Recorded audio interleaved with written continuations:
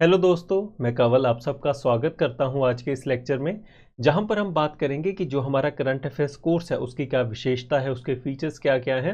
और इस इंट्रोडक्शन के बाद आपके लिए करंट अफेयर्स कोर्स में से ही एक वीडियो चलाई जाएगी ताकि आप एक इन्फॉर्म्ड डिसीजन ले सकें, उसकी क्वालिटी को जज करते हुए, उसके लेक्चर डिलीवरी को जज करते हुए, और उसमें जो हम आपको इन्फॉर्मेशन प्रोवाइड करने की कोशिश कर रहे हैं उसको आप जज कर सकें, ताकि जो हम दावा करते हैं कि our current affairs course is the best, क्या हम उसके ऊपर उतर रहे हैं, उस दावे के ऊपर खरा उतर रहे हैं या नहीं। तो ये सबसे पहले हम बात करते हैं करंट अफेयर्स के बारे में कि करंट अफेयर्स इतने ज़्यादा इंपॉर्टेंट क्यों हैं आपके यूपीएससी के लिए। देखिए, जो बच्चा फर्स्ट अटैम्प्ट दे रहा है और जो बच्चा पांचवा अटैम्प्ट दे रहा है, नो डाउट ये जो करंट अफेयर्स हैं दोनों के लिए एक लेवल प्लेइंग फील्ड की तरह काम करते हैं, क्योंकि दोनों के लिए चीज़ नहीं है। पर अगर on the other hand side अगर हम स्टैटिक पार्ट की बात करें, तो जिस बच्चे ने 5 बार वही सेम किताब पढ़ी हुई है और जिस बच्चे ने पहली बार पढ़नी है, उसके लिए काफ़ी ज़्यादा डिफरेंस रहेगा, क्योंकि उसको चीज़ें रट चुकी होंगी। मैं ये नहीं कह रहा कि पहले अटैम्प्ट वाले लोग नहीं निकलते, बल्कि फैक्ट तो ये है कि पहले अटैम्प्ट की जो सिलेक्शन रेट है वो सबसे ज़्यादा है। उसके पीछे बेसिक एक कारण है कि जैसे जैसे आप अटैम्प्ट्स में आगे चलते जाते हैं तो आपके मन के ऊपर फेलियर का बोझ बहुत ज़्यादा बढ़ जाता है, जो आपको पीछे खींच लेता है। पर यहाँ पर ही उन फर्स्ट रैंकर्स के लिए या फर्स्ट अटैम्प्टर्स के लिए ये जो करंट अफेयर्स हैं वो एक बहुत ही बढ़िया साधन है, जहाँ पर आप बाकी बच्चों को पीछे छोड़ सकते हैं, अगर आपके पास राइट स्ट्रेटेजी है, राइट रिसोर्सेज है इनको तैयार करने के लिए। और यही सारा कुछ हम अपने करंट अफेयर्स कोर्स के अंदर प्रोवाइड करने की कोशिश कर रहे हैं। तो चाहे आप पहले अटैम्प्ट में हो या फिर लास्ट अटैम्प्ट में हो, ये एक कोर्स है जो आपको बहुत ही ज़्यादा फ़ायदा दे सकता है। और आइए अब इसके डिटेल्स के बारे में बात करते हैं। तो सबसे पहले तो ड्यूरेशन कितनी रहेगी जो हम ये आपको कोर्स प्रोवाइड करने की बात कर रहे हैं। तो देखिए, जनवरी 2022 से ये कोर्स शुरू हुआ है and it will go on to till May 2023 तक। तो लगभग ये 16 से 18 महीने का कोर्स है जो आप तक रहेगा। और उस हिसाब से आप अगर फीस के बारे में देखेंगे तो इट इज़ ओनली अबाउट ₹6,000। तो 6,000 में आपको 18 महीने के करंट अफेयर्स प्रोवाइड करने की बात कर रहे हैं। और अगर हम 12 महीने के हिसाब से लगाएं तो ₹500 बैठता है। तो आप देख सकते हैं कितना ही ज़्यादा कॉस्ट एफिशिएंट है। यहाँ पर हम स्लीपी क्लासेस में जितने भी कोर्सेज हैं उसको कम से कम कॉस्ट रखने की कोशिश करते हैं, ताकि ज़्यादा से ज़्यादा बच्चे उसमें एनरोल हो सकें। And this will cover all the past year PYQs। मान लीजिए आपने कोई भी टॉपिक किया, उससे जुड़ा हुआ कोई भी PYQ पहले कवर हो चुका है, यूपीएससी ने पूछा हुआ है, both from the prelims and mains perspective, वो आपको साथ में ही करवाया जाएगा, ताकि आपको कभी ये ना लगे कि मैंने करंट अफेयर्स तो कर लिए, आप उसकी जो एग्जीक्यूशन है उसमें जो चीज़ें पूछी गई हैं आज तक वो मैंने नहीं की। तो आपको एक ही जगह के ऊपर कॉम्प्रिहेंसिवली कवरेज मिलेगी हर एक चीज़ को लेके। जैसे कि मान लीजिए ज्योग्राफी में अर्बन हीट आइलैंड्स को हम पढ़ते हैं, बहुत बार वो न्यूज़ में रहते हैं क्योंकि क्लाइमेट चेंज हो रहा है, ग्लोबल वार्मिंग हो रही है। तो उसमें से 2013 में जैसे मेंस के अंदर क्वेश्चन आया, तो साथ में ही आपको डिस्कस करवाया जाएगा कि हाँ, अगर ऐसा कोई क्वेश्चन है तो हम इसको इस तरह से टैकल करेंगे, साथ में सारी रेलिवेंट इन्फॉर्मेशन देने की बात होगी। और अगर हम मोड ऑफ डिलीवरी की बात करें, तो हर रोज़ आपको एक सब्जेक्ट के रिलेटेड करंट अफेयर्स करवाए जाएंगे।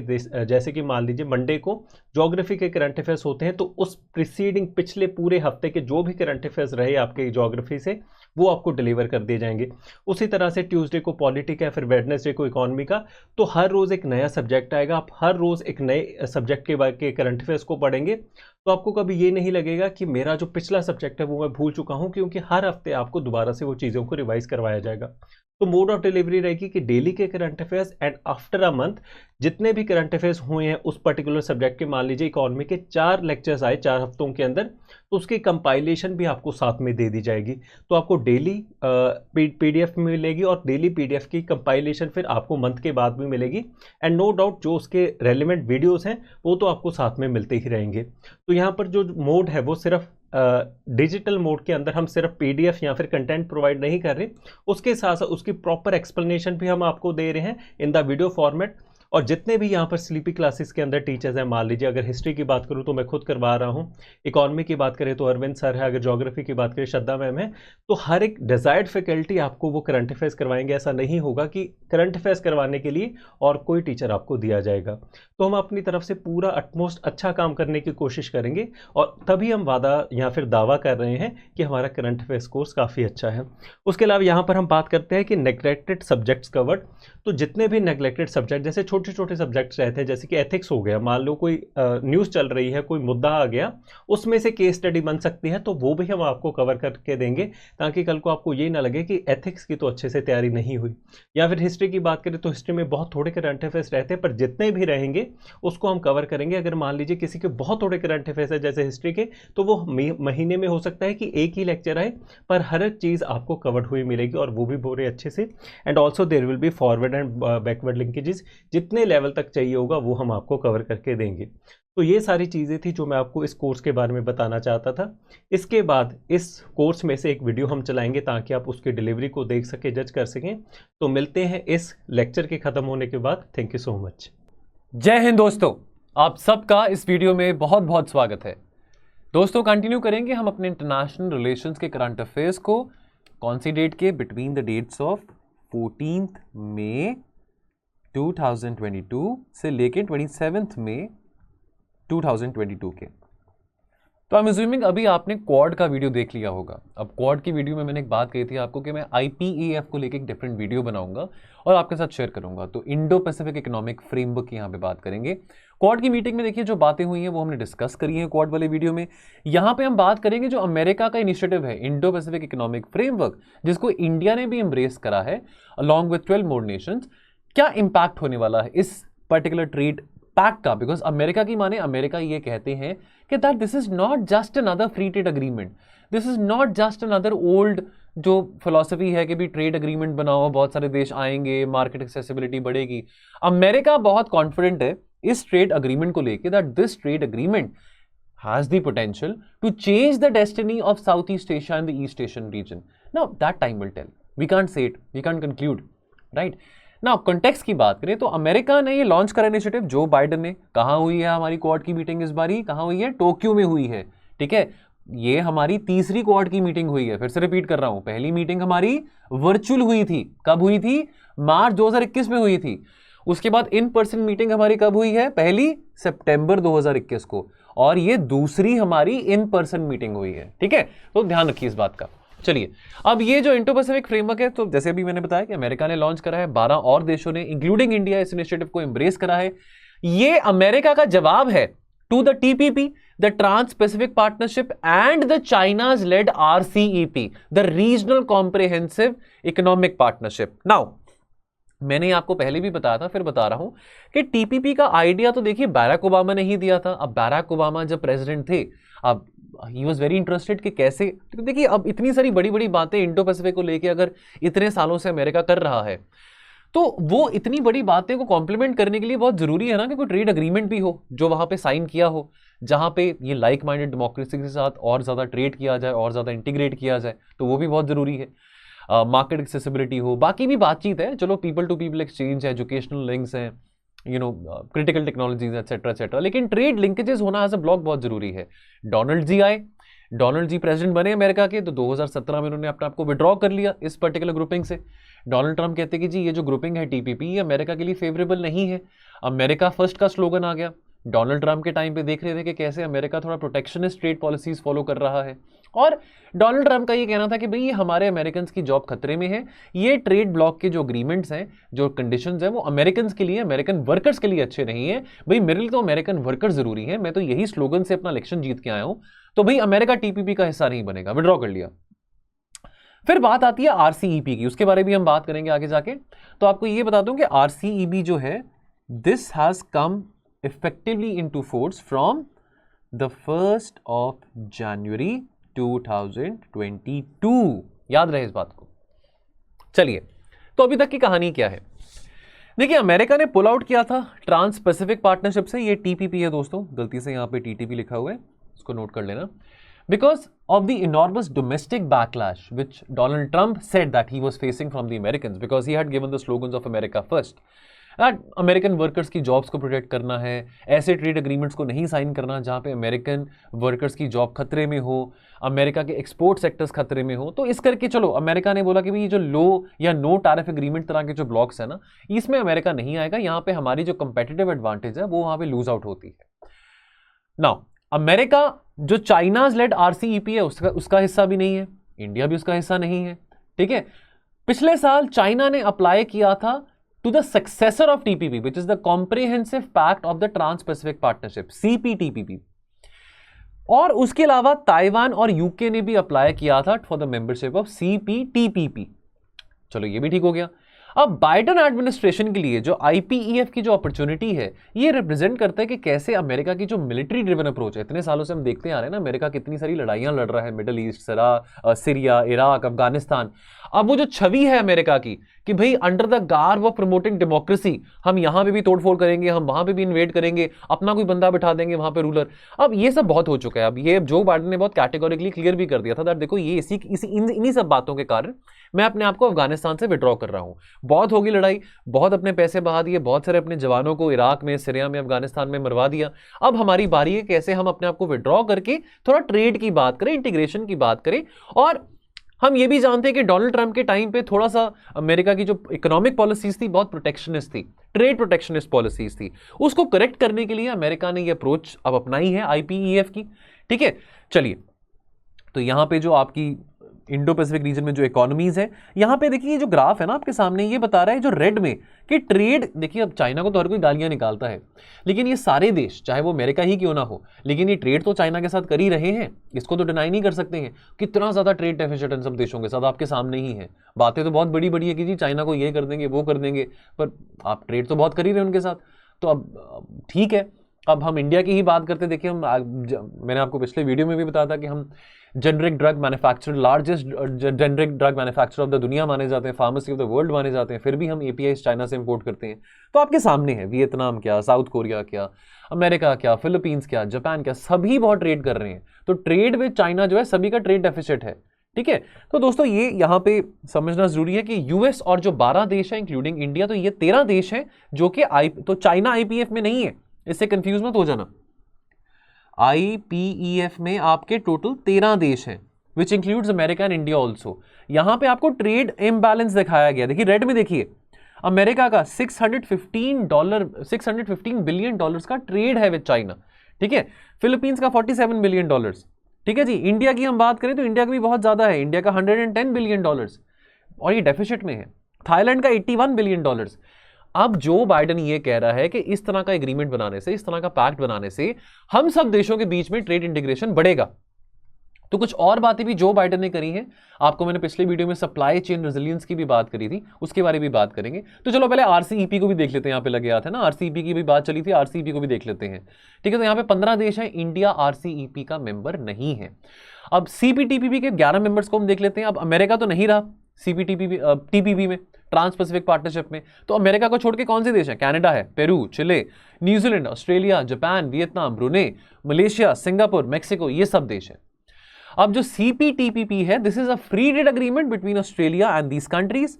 इसको साइन करा गया था between 11 countries on March 8, 2018. Now the CPTPP entered into force on 30th December 2018 for these countries. ठीक है, ये बात समझ रहेगी। चलिए, तो दोस्तों यहां पे आप एक और ग्राफ दे सकते हैं जो डिफरेंस है between the TPP and the CPTPP। तो यहां पे आप डिफरेंस भी देख सकते हैं। ठीक है, तो अगर अमेरिका होता इस ब्लॉक में तो लगभग 40% ऑफ द ग्लोबल GDP ये सब देश रिप्रेजेंट करते। अब अमेरिका नहीं है तो लगभग around about 13.5% of the global GDP ये सब देश रिप्रेजेंट करते हैं।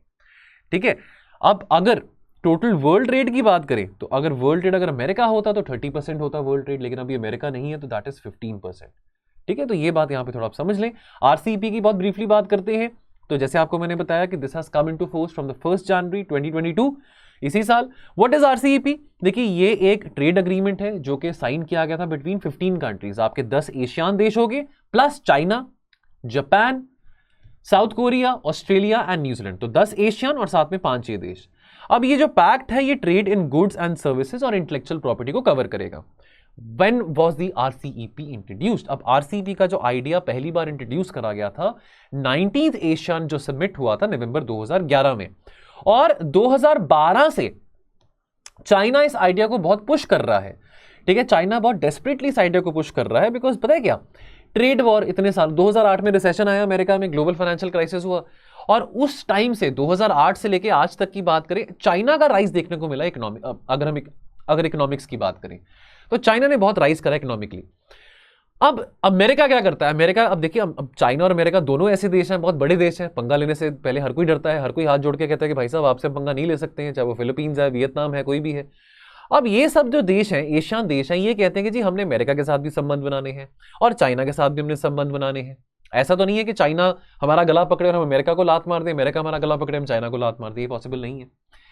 अब चाइना कह रहा था कि भी देखो, अमेरिका तो बहुत लंबे अरसे से ना, अमेरिका और चाइना के बीच में जो ट्रेड वॉर चल रहा है, बिकॉज 2008 के रिसेशन के बाद जब अमेरिका ने इकोनॉमिक रिकवरी के टुवर्ड्स मूव करना शुरू किया, अमेरिका को इस बात का रियलाइजेशन हो चुका था कि चाइना तो देखिए, अब चाइना तो बहुत कैप्चर कर चुका है ग्लोबल ट्रेड को। जितनी भी आपकी मैन्युफैक्चरिंग फैसिलिटीज हैं दुनिया जहान की, वो सब चाइना में है। आईफोन्स वहां पे असेंबल होते हैं, दवाइयां वहां पे बनती हैं, हर चीज वहां पे बन रही है। तो अमेरिका ने क्या किया? अमेरिका ने इन सब देशों को थोड़ा कहना शुरू कर दिया कि भाई चाइना के साथ ट्रेड करना कम कर दो। अब ये ऐसे कैसे कम कर देंगे? तो अब चाइना क्या कर रहा था? चाइना इस आरसीईपी एग्रीमेंट को पुश करना चाह रहा था कि भाई अगर कल को अमेरिका इंकरेज करता है इन सब देशों को कि भाई आप अपना ट्रेड चाइना के साथ बॉयकॉट कर दो, तो उससे पहले ही में एक ऐसा फ्री ट्रेड एग्रीमेंट साइन करवा लो इन सब देशों के साथ जो कि मेरे फेवरेबल कंडीशंस में होगा। अब 2016 के बाद डोनाल्ड ट्रंप जब आए, प्रेसिडेंट बने, उन्होंने अपने आप को विड्रॉ कर लिया टीपीपी से। चाइना को मौका मिल गया कि भाई इंडो पैसिफिक रीजन में मैं तो राजा बन सकता हूं। जितनी भी इंडो पैसिफिक देश है, चाहे वो ऑस्ट्रेलिया है, चाहे वो न्यूजीलैंड है, चाहे वो साउथ कोरिया है, इन सबके साथ मैं बहुत ट्रेड कर सकता हूं, फ्री ट्रेड एग्रीमेंट ब्लॉक बना सकता हूं। तो 15 नवंबर 2020 को इन 15 देशों ने आरसीईपी एग्रीमेंट साइन किया था। ठीक है, 8-9 साल लग गए इस एग्रीमेंट को साइन होने में। 2011 से बातें चलते आ रही, 2020 में जाके साइन किया गया है। और ये जो साइन किया गया था, this happened in a virtual summit. India ने इस एग्रीमेंट को साइन नहीं किया था। इंडिया का ये मानना था, देखो कि ये जो फ्रेमवर्क है ना आरसीईपी का, यहां पे अब हमारा स्ट्रेंथ क्या है? हमारा स्ट्रेंथ एक्सपोर्ट मैन्युफैक्चरिंग तो नहीं है, हमारा स्ट्रेंथ एक्सपोर्ट सर्विसेज है। इंडिया का ये कहना था कि देखो दो बातें हैं। पहली बात तो कि चाइना लेड ट्रेड ब्लॉक है, तो चाइना की फेवरेबल कंडीशंस हैं। जो फ्री ट्रेड एग्रीमेंट यहाँ पे साइन करा जा रहा है, जो लो टैरिफ्स की यहाँ पे बात करी जा रही है, वो हमारे एक्सपोर्टर्स को, हमारे फार्मर्स को हर्ट करेगा। और दूसरी बात, यहाँ पे सर्विसेज को लेकर ज्यादा बात नहीं करी गई है, एक्सपोर्टिंग गुड्स की बात करी गई है, मर्चेंडाइज गुड्स की बात करी गई है, जहां पे चाइना आपको पता है बादशाह है, चैंपियन है। बिकॉज चाइना में सर्विस सेक्टर इतना ज्यादा स्ट्रांग नहीं है जितना इंडिया में सर्विस सेक्टर स्ट्रांग है। नाउ अब सवाल आता है कि व्हाई दिस आईपीईएफ फ्रेमवर्क। देखिए, पहली बात तो कि बाइडेन एडमिनिस्ट्रेशन ने रियलाइज किया कि भैया सिर्फ ऐसे बातें करने से क्वाड में कि वैक्सीन दे देंगे, क्लाइमेट चेंज पे बातें कर लेंगे, बात नहीं बनने वाली है। बहुत जरूरी होगा हमारे लिए कि हम इकोनॉमिक इंटीग्रेशन इंडो पैसिफिक में कैसे बढ़ा सकते हैं, जहां पे अगर हम चाइना को कंटेन करने की बात कर रहे हैं, तो जब हमारा कोई ट्रेड एग्रीमेंट ही नहीं है इन सब देशों के साथ, तो हम चाइना को कैसे कंटेन करेंगे? ट्रेड करने के लिए तो अगर फ्री ट्रेड एग्रीमेंट चाइना के इन देशों के साथ साइन हुआ पड़ा है, तो चाइना तो इन सबके साथ ट्रेड करता रहेगा। हम कहां पे जाएंगे? अमेरिका कहां पे जाएगा? एम था कि इकोनॉमिक लीडरशिप को कैसे रिवाइव किया जा सकता है ईस्ट एशिया में। ऑफ कोर्स क्वाड देश ये कहते हैं कि जी आपके जो एशियन देश है ना, सेंट्रलिटी जो रहेगी इंडो पैसिफिक रीजन में, इन एशियन देशों की ही रहेगी, इसमें कोई दो राय नहीं है। अब ये अपॉर्चुनिटी है इंडो पैसिफिक कंट्रीज के लिए कि कैसे वो चाइना की जो अप्रोच है to this region, to the critical issues emerging in this region, कैसे इंडो पैसिफिक कंट्रीज भी चाइना को काउंटर कर सकते हैं। बिकॉज देखिए, वो भी अभी मजबूर है, उनको भी चाइना की जरूरत है, तभी करके ये ट्रेड एग्रीमेंट साइन करे थे, अदरवाइज उनको कोई खुशी नहीं थी। बट अब उनको एक ऑल्टरनेटिव मिल गया ना कि चलो ठीक है, अगर यहाँ पे फ्री ट्रेड एग्रीमेंट हमने चाइना के साथ साइन किया था आरसीईपी के चलते, अब यहाँ पे आईपीईएफ है, अमेरिका हमारे साथ है, ताइवान है, वियतनाम है, साउथ कोरिया है, तो यहाँ पे भी हम काफी अपनी कोऑपरेशन बढ़ा सकते हैं और दिखा सकते हैं। चैलेंजेस क्या होगा जो एड्रेस करने पड़ेंगे आईपीएफ को? पहला तो setting the rules for the digital economy. ये एक हर एक देश के लिए चैलेंज है। आजकल हर कोई डिजिटाइजेशन की बात कर रहे हैं। डिजिटाइजेशन के चलते फिर चैलेंजेस भी आते हैं, साइबर सिक्योरिटी चैलेंजेस आते हैं।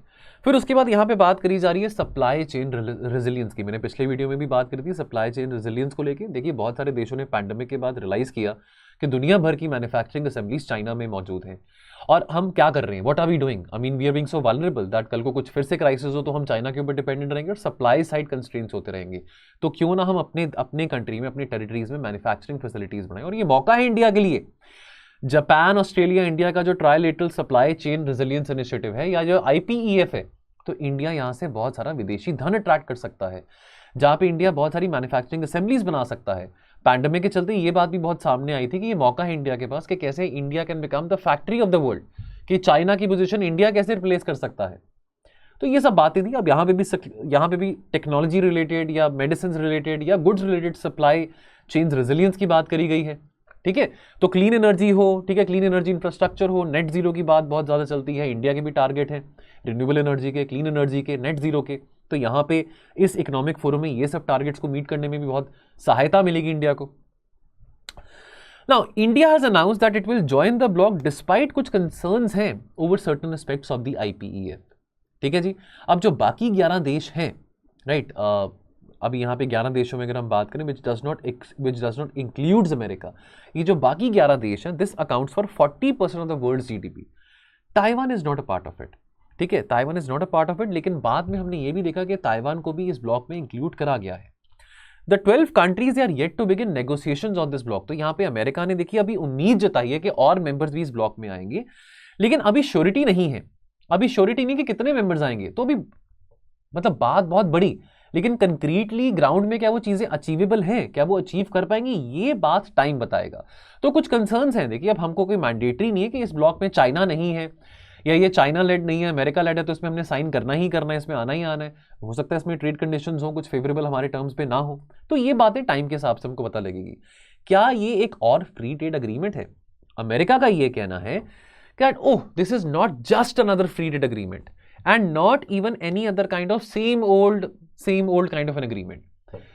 इस नेगोशिएशंस के 4 मेन पिलर्स होंगे। वो नेगोशिएशन के जो 4 पिलर्स हैं उसके बारे में हम बात करेंगे, और यहां पे ये भी करा गया कि हर एक पिलर के ऊपर हर एक कंट्रीज का जो ओपिनियन है, हर एक कंट्री जो है, जितने भी कंट्रीज इसमें इन्वॉल्व रहेंगे, वो पूरे के पूरे पिलर्स को डिस्कस करेंगे, कंप्लाई करेंगे, और जो भी उनके जो कंसर्न्स हैं, जो भी उनके इश्यूज हैं, इन चारों पिलर्स से कंप्राइज करते हुए वो सब डिस्कस किए जाएंगे। तो 4 पिलर्स कौन से हैं? पहला तो डिजिटल इकोनॉमी और इमर्जिंग टेक्नोलॉजी आ गया, आपका फिनटेक हो गया, ट्रेड फैसिलिटेशन ट्रांसपेरेंसी हो गया, क्रॉस बॉर्डर डेटा फ्लोज हो गया। अब देखिए यहाँ पे फिर आपका डेटा प्राइवेसी का इशू भी आ जाता है। इंडिया के पास एक इफेक्टिव डेटा प्राइवेसी लॉ नहीं है। डेटा प्राइवेसी को लेके भी बहुत सारी बातें करी जा रही है इंडिया में, specially after the Pegasus attack which happened last year. Then the supply chain resiliency, of course, because that is also very important to develop first of its kind supply chain agreement so that the world can be less dependent upon China. Crisis हो, shock हो, बीमारी हो, कुछ भी crisis हो, तो supply side constraints ना आए, चाइना पे इतनी डिपेंडेंसी ना बनी रहे। तो बहुत जरूरी है कि सप्लाई चेन रेजिलियंस को हम बढ़ाएं। Then clean energy and decarbonisation in the wake of the ambitious green energy targets, the renewable energy targets, the net zero targets announced by most of these countries. ठीक है, तो अब इसमें पैसा चाहिए, अब इस सब के लिए बहुत पैसा चाहिए। इंडिया ने बहुत कैटेगोरिकली क्लियर करी है बात, देखिए हमारी अपनी डेवलपमेंटल नीड्स भी हैं। हम ऐसे आपके कहने पे बोल दें जी नेट जीरो हम 10 साल में 20 साल में अचीव कर लेंगे, वो पॉसिबल नहीं है। और अगर हमने नेट जीरो 2070 के टुवर्ड्स भी अचीव करना है, अगर हमने कोयले के ऊपर अपनी डिपेंडेंसी कम भी करनी है, तो बहुत जरूरी है कि हमारे पास फाइनेंस हो कि इन ग्रीन टेक्नोलॉजीज को हम एक्सेस कर सकें। फिर टैक्स और एंटी करप्शन की बात यहाँ पे आ जाती है ना, with commitments to enact and enforce effective tax, anti money laundering activities, ये सब बातें यहाँ पे आ जाती है ना। इंडिया एंड द आईपीएफ, देखिए जो एमईए है, एमईए का जो स्टेटमेंट था आईपीएफ को, तो ये कहा था कि इंडिया इज कमिटेड, हम कमिटेड हैं to free, open and inclusive Indo Pacific region. तो ये बातें तो हम क्वाड में भी बहुत पढ़ते रहते हैं। हम कमिटेड हैं कि कैसे हम कंट्रीब्यूट कर सकते हैं towards peace and prosperity in the Indo Pacific region. We are very much keen to collaborate with the partner countries under the IPEF and work towards advancing regional economic connectivity as well. तो यहाँ पे हम अपना पूरा consensus दिखा रहे हैं कि जहाँ पे अपनी कनेक्टिविटी बढ़ाना है, जहाँ पे अपनी इकोनॉमिक इंटीग्रेशन बढ़ाना है, we are all in for that. और कैसे हम अपनी इकोनॉमिक कोऑपरेशन को और स्ट्रेंथन कर सकते हैं, तो we are all in for that. क्या ये अपॉर्चुनिटी है? Despite the concerns, IPF can still prove a good opportunity for India. देखिए इंडिया बहुत रिलक्टेंट था आरसीईपी और टीपीपी को ज्वाइन करने के लिए। चलो सीपीटीपीपी को और आरसीईपी को दोनों को ज्वाइन करने के लिए रिलक्टेंट क्यों? बिकॉज चाइना का वहाँ पे दोनों ब्लॉक्स में डोमिनेंस आ जाता है। सीपीटीपीपी में भी चाइना मेंबर बनने ही वाला है, तो वहाँ पे भी चाइना का डोमिनेंस आ जाता है। लेकिन हमको भी कुछ ना कुछ तो, देखिए एशियान के साथ भी हमारा फ्री ट्रेड एग्रीमेंट है, ऐसे तो इंडिया का है FTA with the ASEAN also, but nevertheless we need, see you cannot make your presence felt in one region only militarily. You cannot make your presence felt in one region only with the help of yoga or the soft diplomacy or the vaccines, etc. You need to make your presence felt in any part of the world economically as well. For that, you need to have economic integration, economic linkages. Without that, if you're just talking about providing a safe, rule-based international order, freedom of navigation and all that, that is only rosy talks.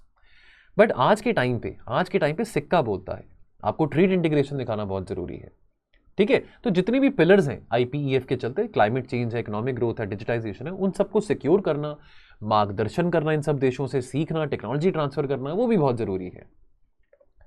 Challenges from the IPF, तो पहला, America ने concrete अभी यहाँ पे terms offer नहीं करेंगे भी कितना मार्केट एक्सेसिबिलिटी होगी। America seems to offer very little by way of market access. America America ही है। अमेरिका, चाइना, अगर चलो इंडो पैसिफिक की बात आ जाती है, चाइना को कंटेन करने की बात आती है, लेकिन अमेरिका का जो माइंडसेट है, वो जो कैपिटलिस्ट माइंडसेट है, वो नहीं बदलता। चाहे वो 1945 था, चाहे वो 2025 हो, वो नहीं बदलता। टू मेनी कंट्रीज आईपीएफ जो है is a laundry list of American demands on everything from environment and labour protection to digital standards. यानी कि इन सब टर्म्स पे जो कंडीशंस अमेरिका डब्ल्यूटीओ पे डिस्प्यूट करता है कि जी इन्वायरमेंटल कंसर्न्स हैं, लेबर प्रोटेक्शन कंसर्न्स हैं, यानी कि जहां पे डब्ल्यूटीओ पे अमेरिका की नहीं चलती इन सब इश्यूज के ऊपर, वहां पे आईपीएफ में बहुत सारे कंट्रीज मानते हैं कि यहां पे ये सब कंडीशंस अमेरिका इन सब देशों से मनवाएगा। ट्रेड कंसेशन एक तरफ नहीं होता, ये टू वे ट्रैफिक है। ठीक है, अब आप टेनिस खेल रहे हो, तो आपने अगर बॉल थ्रो करी तो आपको वहां से बॉल वापस आएगी, तभी आप टेनिस की गेम खेल पाएंगे ना। आप सिर्फ आप ही बॉल फेंकते रहेंगे, वहां से बॉल नहीं वापस आने वाली, तो फिर ये तो वन वे ट्रैफिक हुआ। तो it has to be two way traffic. Trade concessions और मार्केट एक्सेसिबिलिटी, हमारे यहाँ पे ठीक है 150 करोड़ रहते हैं लोग, तो आपको बहुत बड़ी मार्केट मिल रही है, लेकिन हमको भी तो मार्केट एक्सेसिबिलिटी चाहिए। अमेरिका का तो अभी तक यही कहना है कि ये तो बहुत एम्बिशियस ट्रेड एग्रीमेंट है, ये this is not just like another free trade agreement.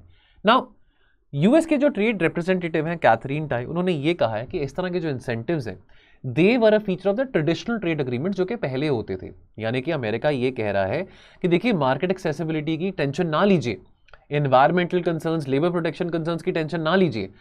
चलो ठीक है, नहीं लेते टेंशन, लेकिन आप डिफाइन तो करिए ना कि आपके आईपीएफ में ऐसे कौन से कंडीशंस हैं जो कि ये बात को साबित कर सकते हैं that this is not just another FTA. ठीक है, नाउ द आईपीएफ में also be a victim of the poor timing. अब देखिए इन्फ्लेशन हर जगह बहुत बढ़ रहा है, रशिया यूक्रेन की लड़ाई के चलते भी। बाइडेन की जो अप्रूवल रेटिंग है बहुत अच्छी नहीं है, जब से बाइडेन ने अफगानिस्तान में से अपने आप को विड्रॉ करा है। आज आप पोल करा के देख लो, बहुत सारे अमेरिकन खुश नहीं है जो बाइडेन से, बहुत सारे लोग कह रहे हैं कि भी डोनाल्ड ट्रंप को ही वापस लेके आओ। ठीक है, every negotiating country will wonder कि चलो आज एग्रीमेंट में हम साइन कर देते हैं, कल को फिर से डोनाल्ड ट्रंप आ जाए या कल को कोई और प्रेसिडेंट आ जाए, फिर क्या करेंगे, फिर इस एग्रीमेंट का क्या फ्यूचर रहेगा। ठीक है, तो इस करके अगर ये फिर से, देखिए टीपीपी फेल कर चुका था, TPP failed, America had withdrawn from that agreement. अब कल को आईपीईएफ आज अमेरिका साइन कर दे, ये इंडिया भी यहां पे आ जाए, कल को अगला इलेक्शन अमेरिका में जब होता है, अमेरिका में जो बाइडेन नहीं आते हैं, तो कल को वो प्रेसिडेंट भाई साहब बोलते हैं कि जी हम आईपीएफ में अपने आप को विड्रॉ कर रहे हैं, फिर आप क्या करोगे, देन व्हाट। तो ये कंसर्न भी बहुत बड़ा है जो सब देशों के माइंड में भी जूझ रहा है। चलिए दोस्तों, तो इस वीडियो में इतना ही, मिलते हैं बहुत जल्द अगले वीडियो में। Thank you so much. तो मैं आशा करता हूं कि आपको ये लेक्चर अच्छा लगा होगा और जो जो मैंने चीज़ें आपको बताई उसके हिसाब से ही चीज़ें डिलीवर की गई होंगी। अगर आप इस कोर्स में खुद को एनरोल करवाना चाहते हैं तो ये स्क्रीन के ऊपर हेल्पलाइन नंबर है, उसके ऊपर आप कॉल कर सकते हैं, या फिर स्लीपी क्लासेस की वेबसाइट के ऊपर जाके इस कोर्स को चेकआउट कर सकते हैं। उसकी डिटेल्स के बारे में अगर आपको और जानना है तो the fees of this course is ₹6,000 only, तो काफ़ी कॉस्ट इफेक्टिव है। और जो मैंने यहाँ पर आपको प्रॉमिस किया है उसी हिसाब की डिलीवरी होगी। अगर आपको कभी भी लगे कि जो मैंने कहा उस हिसाब से काम नहीं है, you can always call us out. तो यही बातें थी जो मैं आज आपसे करना चाहता था। मैं आशा करता हूँ आपको सही लगी होगी। Thank you so much.